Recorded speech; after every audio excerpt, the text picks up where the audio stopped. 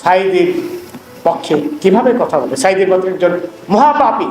AHM Shamsuddin Chowdhury মানিক দীর্ঘদিন ধরেই দেশে বেশ আলোচিত। নানা কারণে তুমুল সমালোচিত হয়েছেন তিনি। সর্বশেষ শিক্ষার্থীদের আন্দোলনের সময় একটি টিভি চ্যানেলের টকশোতে নারী উপস্থাপিকার সাথে বাজে আচরণ করে আবার আলোচনায় আসেন তিনি।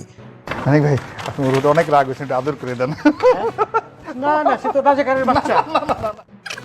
আপনার কোনো অধিকার নেই আমাকে রাজাকারের সন্তান বলার। আমি একটা মুক্তিযোদ্ধা পরিবারের সন্তান। ওই অনুষ্ঠানে নারী উপস্থাপিকাকে রাজাকারের বাচ্চা বলে সম্বোধন করেন।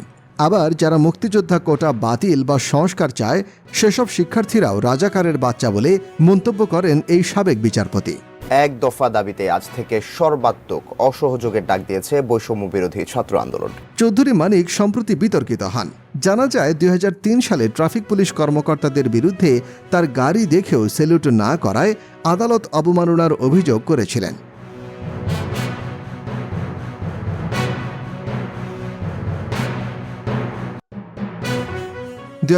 সালে আওয়ামী লীগের ক্ষমতায় আসার পর সরকার হাইকোর্টে একজন পূর্ণ বিচারক হিসেবে নিয়োগ দেয় চৌধুরী মানিককে।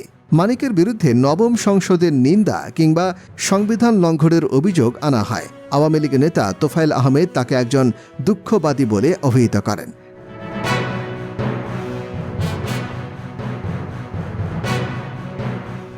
তিনি অভিযোগ করেন মানিক ট্রাফিক সার্জেন্টের হাইকোর্টে বিচারকের গাড়িকে সালাম না দেওয়ার কারণে আদালতে কান ধরে উঠবস করিয়েছিলেন। আচ্ছা, ঠিক আছে। বিচারপতি মানিকের বিরুদ্ধে অভিযোগ ওঠে তিনি ক্ষমতার অপব্যবহারের মাধ্যমে বিমানের ইকোনমি শ্রেণীর টিকিট কিনে জোরপূর্বক বিজনেস শ্রেণীর আসনে বসে ভ্রমণ করেছেন। 2013 সালে সুপ্রিম কোর্টের আপিল বিভাগে পদোন্নতি পান বিচারপতি মানিক। 2015 সালের অক্টোবরে প্রধান বিচারপতির নির্দেশে তাকে বেঞ্চ থেকে সরিয়ে দেওয়া হয়। আধা সরকারি চাকরি করেন, তারা এই ধরনের কাজ করলে তাদের ইমিডিয়েটলি বরখাস্ত করা সম্ভব। এরপরই আরও বেশি বিতর্কে জড়ান এই বিচারপতি। তিনি অবসরে যাওয়ার সময় তখনকার প্রধান বিচারপতি SK সিনহার সাথে তার একটি গোপন কথোপকথন রেকর্ড করেন এবং কথোপকথনটি গণমাধ্যমে প্রকাশ করেন বলে অভিযোগ ওঠে। এর জের ধরে সুপ্রিম কোর্টের বার অ্যাসোসিয়েশন মানিককে বিদায় সংবর্ধনা দেয়নি।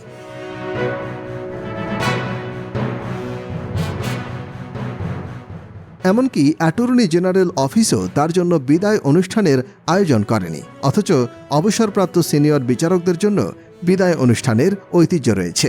এছাড়া বার অ্যাসোসিয়েশন মানিকের বিরুদ্ধে রায়ে স্বাক্ষর না করা সহ 14 জন আইনজীবীকে কারাগারে পাঠানোর অভিযোগ করেছিলেন।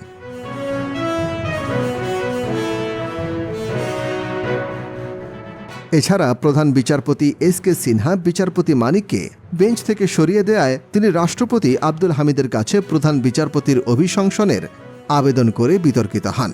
সবশেষে সরকারি বাড়ির ভাড়া পরিশোধ না করার অভিযোগে বিচারপতি মানিকের বিরুদ্ধে দুর্নীতির অনুসন্ধান করতে দুদককে নোটিশ দিয়েছেন সুপ্রিম কোর্টের এক আইনজীবী। একটি গণমাধ্যমের সংবাদকে উদ্ধৃত করে নোটিশে উল্লেখ করা হয়,